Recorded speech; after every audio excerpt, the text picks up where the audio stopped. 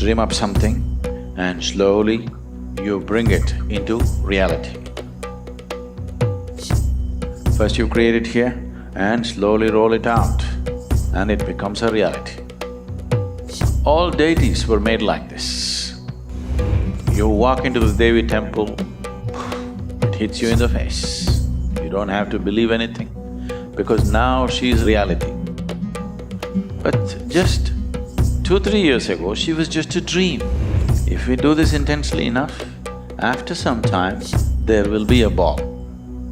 Not that we have to get a ball from somewhere. If you do this, actually you can feel something bouncing around. Not just in my experience, whoever comes here, they can feel the ball. So this is creation.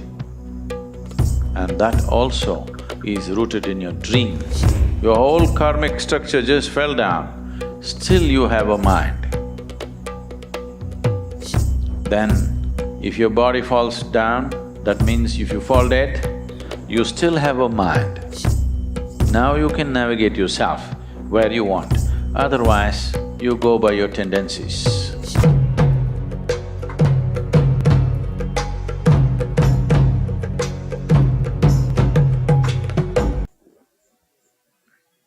When we say a dream,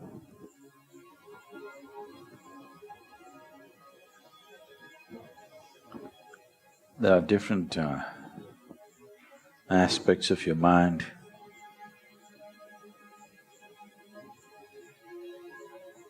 And the existence, which we refer to as dream. You have of course heard of the famous speech, "Yes, I have a dream." But now we're talking about dreams that you don't dream, but they happen to you.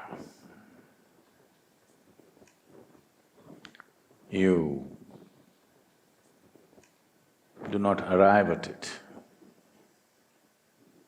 because of the nature of life that you're experiencing, but seem to happen to you from somewhere. These dreams can be categorized into 4 categories. These 4 can be further categorized into many more, but we will look at the 4. 90%, I would say, or more. 90% of the dreams are just a release.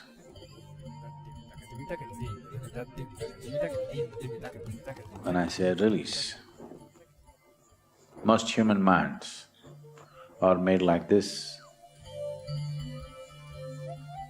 They cannot help it. Whatever they recognize as good, beautiful, attractive, valuable, they cannot help desiring it. So the multiple desires that the mind generates through the day, most of the desires are not even conscious. It's simply happening because the mind is in that mode. If something is good, I must have it. So when it's in that mode, it keeps on desiring many things. It's your fortune that all those desires don't come true. If they come true, you will be in such a great mess. So, the dream works for you. Now, being in the Hatha Yoga program right now, after having woken up early in the morning and doing 4 hours of whatever sadhana and study and everything, in the afternoon when whether you would like to hit the sack or you would like a coffee or a tea, they will give you kollu soup. Now famous, kollu soup. So now, your mind thinks, oh, I wish I had some coffee to drink or tea to drink, something. Tonight, you see yourself in your dream. You're drinking a barrel of coffee. Or maybe you went to the ocean and Indian Ocean has become all coffee. I'm just saying a ridiculous example, but I'm saying dreams are an exaggeration of all the things that you desire. Or in other words, it's a release. In your dream, you're fulfilled, drinking your coffee. Next day, you can handle the day. Next day, you can handle the kollu soup little more gracefully. Yes. If this release doesn't happen in your dream, now this can become a great frustration. This can become such a big compulsion within you. So dream is working for you in that sense. Releasing these desires in the night when you're fast asleep, because the body is at rest. So there's a whole lot of energy available for the activity of the mind. Mind is using this time and energy to work itself out. 90% of the dreams fall under this category.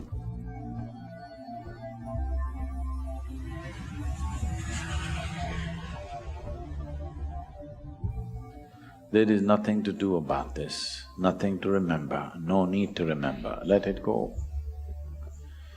But if you're having a lot of dreams on a daily basis, now you must look at the day. You must become more conscious. The more conscious you become during your day, you will see the less dreaming will happen in the night. More unconsciously you aspire for everything around you, the more dreaming will happen. This distinctly in your experience. You just meditate strongly enough through the day, you will see that night when you sleep. It's not that there's no dreaming at all, there is, but it is considerably less. Another manifestation of the dream is, there is something called as Prarabdha. Prarabdha means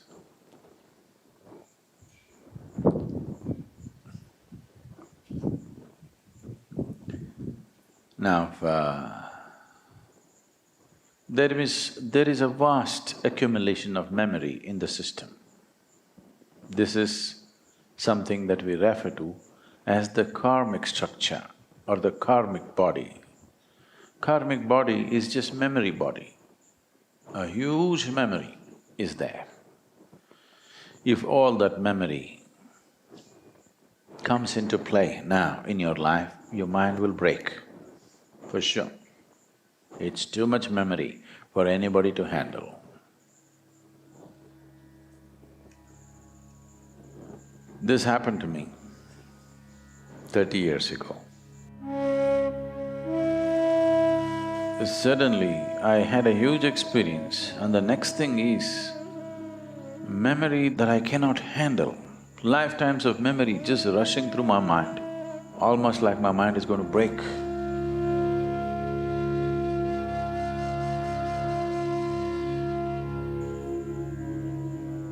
Because there was an immense experience, you can handle it. Otherwise, your mind will break when such memory falls upon your mental structure. It cannot handle the latent memory becoming an active process. So, nature has devised a way, or your own system has evolved a way of taking up one part of the memory as the allotted memory to be dealt with right now. This is called as Prarabdha. It's a very common word that it was a normal conversation during our grandmother times. These days, it's all going away. But even now, in the villages, I think it's very much there. If something is not happening the way they thought it should happen, they say, "Ayo, Prarabdha." That means It's already allotted memory, it's coming, it's playing. It's not happening here, it's happening here. But that is also ascribed to what is imprinted within you is playing out in front of you. So that is the second type of dream, it is playing out. It is playing out in your day-to-day behavior, in your thought, in your emotion, the way your body feels. If you observe carefully, you will see every day when you wake up in the morning, if you observe very carefully, not just the muscular structure of your body, if you observe carefully how your body feels, you will see every day it will be different. Because Prarabdha plays in a certain way, creating everything that happens, every memory release that happens on the mental structure will naturally create a certain sensation or a sensory pattern in the physiological structure. So, depending upon what type of prarabdha on that day, your body begins to feel in a certain way. If people who are conscious, if you observe the way your body feels, today you know what's coming. Many of you might have noticed on certain days, when something acute happened, somehow in the morning itself you're feeling funny and you went and crashed somewhere. Many people, they need not be enlightened or super conscious about what's happening within themselves, but many so-called ordinary people might have felt this when something acute is coming that day. Already when they woke up in the morning, they were feeling funny, and because they do not know how to decipher, they walked into it. Those who know how to decipher, on that day, they will step back. They know today is not a good day. So, not a good day, not because there's something wrong with the day. It's not going to work out for you because your whole pattern is happening in a certain way. Because the memory influences the way your energy functions, your body functions, your mind functions, and what happens around you. So this is prarabdha, finding expression, and the same is happening in the night in the form of a dream. They may have all kinds of strange things mixed up. In these kind of dreams, you will have somebody who is around you and somebody else whom you do not know. A situation that you know and a situation that you do not know, all overlapping, mixed up.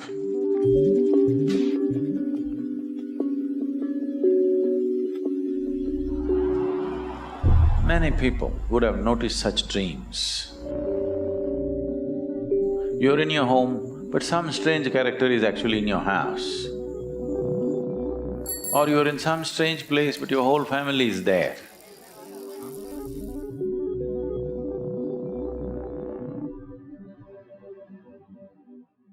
So what is known to you and what is unknown to you, what you consciously remember and what you do not consciously remember, all of them are entwined in this dream.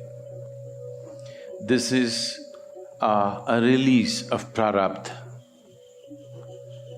This could have some meaning. In the sense, if you don't have to observe the images of the dream, you have to observe the residue of the dream.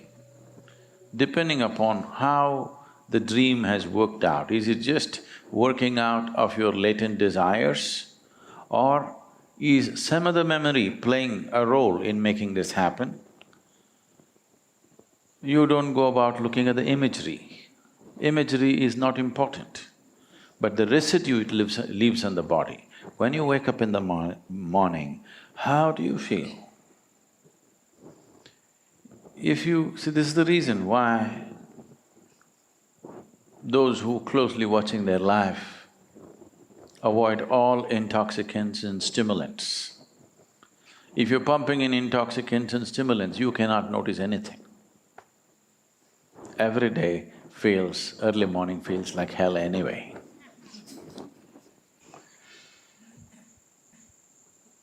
They have to work themselves out of it.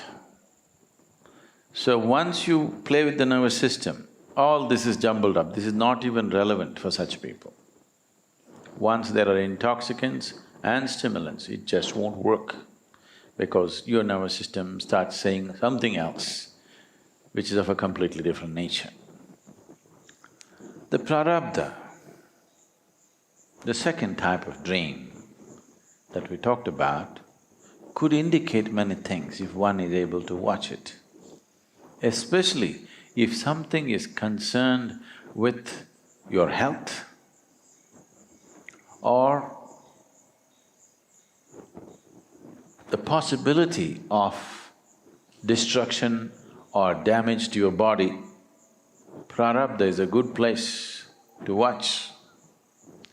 I never ever talk about dreams because there are a whole bunch of people who will go crazy imagining all kinds of things on a daily basis.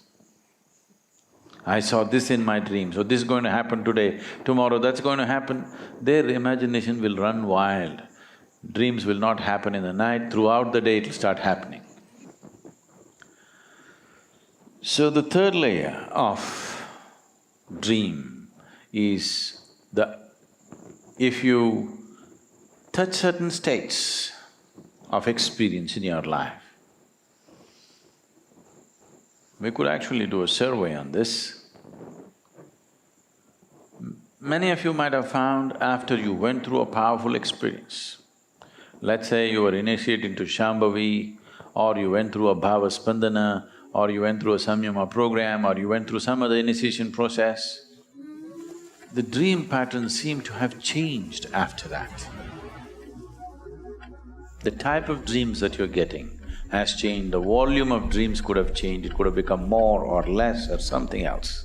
Some change could have happened after a powerful experience. What is the meaning of a powerful experience? A powerful experience means somehow you cross some kind of threshold within you. There are layers and layers of boundaries that one has set up within himself. On a particular day you broke through one, or you crossed one layer of something, so the pattern of dream could change. So what was not in play, that memory bank which was not in play, has begun to come into play, new release. I don't know if you understand. In India, every Friday they say new release, that means a new cinema is coming. So this is a new release. These can of worms were never there, suddenly new release. Because a powerful experience happened and broke through a certain barrier of memory. These barriers are your protection, because if all of it opens up at once, no mind can handle it, it'll just break. So this is called, this storehouse of memory or storehouse of karmic substance is called Sanchita. This means this is a warehouse of memory. If all of it comes, nobody will be able to handle. So, something from that entered your life. That means this life has become a larger scope than what it was before. Your life was playing out to a certain volume of memory. Now if you break through with a big experience, it has become a larger scope. Larger scope means if you handle it efficiently, larger scope is a great thing. If you handle it inefficiently, larger scope is lot of trouble. In fact, that is all human beings are struggling with, that human life has a larger scope than other creatures, that is the problem, isn't it? If you were like any other creature, you could eat and sleep and be fine. Because it has a larger scope, that is the trouble that they're suffering. So, when a larger scope opens up, then if you handle it right, it'll be very wonderful. If you don't, it'll be painful. But even if it's painful, in the ultimate scheme of things, it's still good for you. You don't like that. Now, Hatha Yoga is painful, isn't it? Yoga is painful, come on, let's admit it. It is painful, but we still do it because in the larger scheme of things, it's good for us. In some way we understand that, that's why we're doing it, isn't it? So, opening up of new areas of memory within you can be very painful. Because now you're putting your life on a fast forward. What should have been handled probably in a next edition, you're trying to handle it in this edition because you're in a little bit of a rush. You don't want to have one more edition. You want to say everything you want to say in this edition. Now it becomes more complex, isn't it? But if you handle it right, it is very good. Otherwise, it suddenly feels like after entering the spiritual path, everything in the whole universe seems to be kicking you up from every direction. Because that's how it is. Because you opened up another dimension which you are not handling. I don't know how it is where you come from, but in India, there is something called as 10th standard, which is a board exam. Okay. Not much stuff in this class, very minimal, but still this is a… this is a place where children are terrified usually, because the examiners are not their own teachers, somebody else is going to correct their paper. So, it all depends how you've been passing till then. Most of them are terrified and anti-diarrheal tablets will sell in millions on that day when the examination comes and all kinds of stuff. This is only a kind of a preparing the child, kind of a rehearse for really graduation for the high school, which comes at 12th standard. If you pass 10th standard, which is supposed to be one milestone in the education process, you don't get into a better place. Suddenly 11th and 12th is in a different dimension of study. Till then it was just this. Suddenly 11th and 12th is completely… everything is multiplying at least 4 times over in terms of syllabi and complexity and everything that you require to study. So passing is not always a good thing. But if you don't pass, you don't go to the next step. If you remain in the same step, you will suffer stagnation. If you move to the next step, you suffer a larger challenge that is bound to be there. So this is just like that. If you remain in the same place, life seems to be comfortable. If you move to the next step, it is definitely next step, but it is a much larger challenge to handle. So in terms of dreams, it finds expression in a completely different way. Once Sanchita begins to find expression in your dream, it will become completely, absolutely meaningless dreams. One spot here, one spot there, one this, one that, nothing will be continuous. It will start happening wild dreams without any meaning. You cannot ascribe any kind of meaning to it. This happened. You heard of Bernard Shaw? Not heard of Bernard Shaw? The playwright? Okay. A new playwright who wrote a play and directed it invited Shaw to come and watch his play. Shaw went, sat there. Within a few minutes he slept off. When the play was over, the young artist or the young writer came to Shaw and said, I invited you because I wanted your comments, this is my first play. Bernard Shaw looked at him and said, sleep is a comment.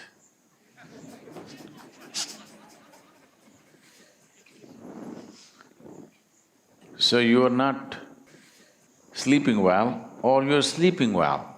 It is a commentary on your life.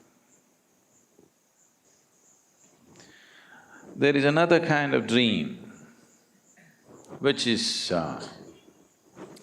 not really a dream. Now, there is Bhairavi here. She is a dream, we dreamed her up. You dream it up in such a way that it becomes a reality. Or in other words, this is a dream to establish your consciousness and your energy in a certain way. I was mentioning the other day also, down under in Australia, the Aborigine people call the time of creation as dream time. Creator dreamed it up. In India, we call this Maya or illusion, or an illusion can be called a dream, isn't it? It's called dream time. The time of creation is referred to as dream time. We say, Leela, he's playing with, Creator is weaving his Maya and playing around. The words Leela and Maya describe creation in the most appropriate manner, because that's how it is. And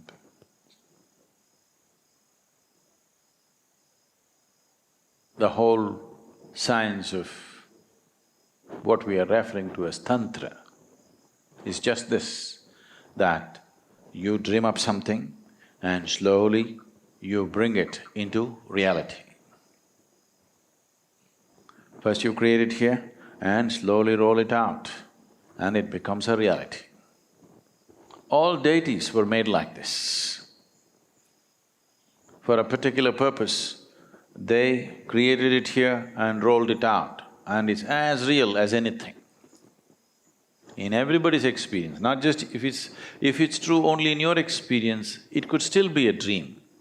When your dream becomes a living experience for everybody, that's reality, isn't it? Not because you're trying to influence them by suggestion, not because you're trying to hypnotize them with a powerful suggestion. You need not know anything. You walk into the Devi temple, it hits you in the face. You don't have to believe anything, because now she's reality. But just 2-3 years ago, she was just a dream. So this dream, now a manifest reality.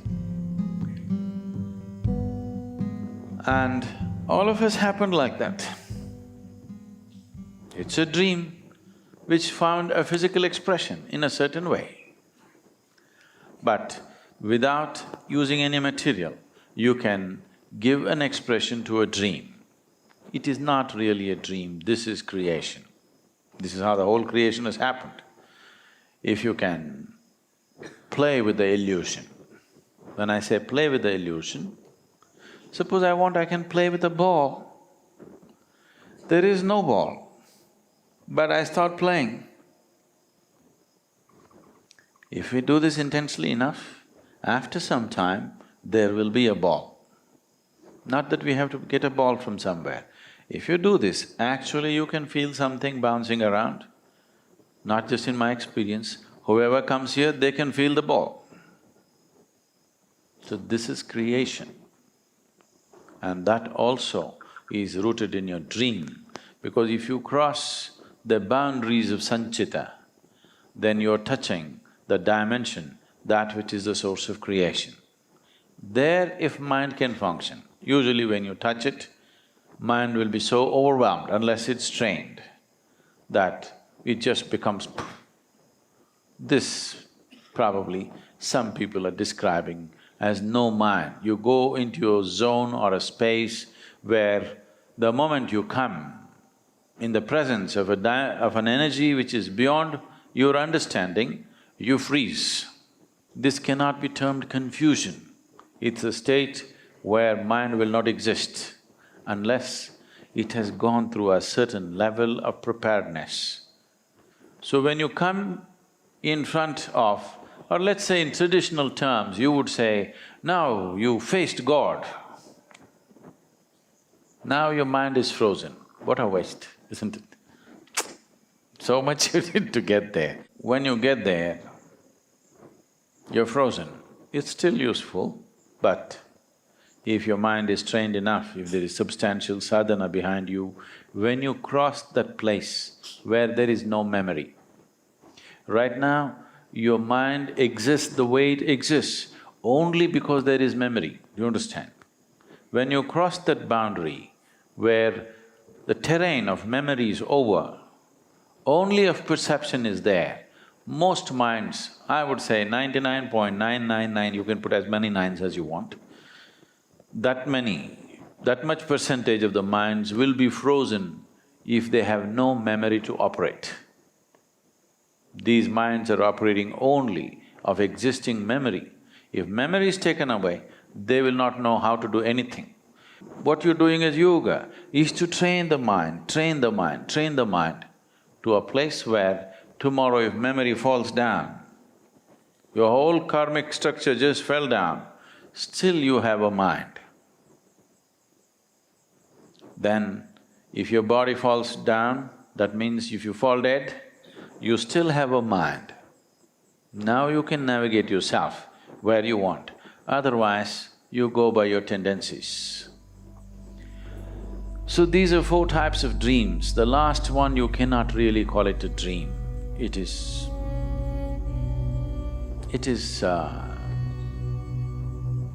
what to say? It is the other bank.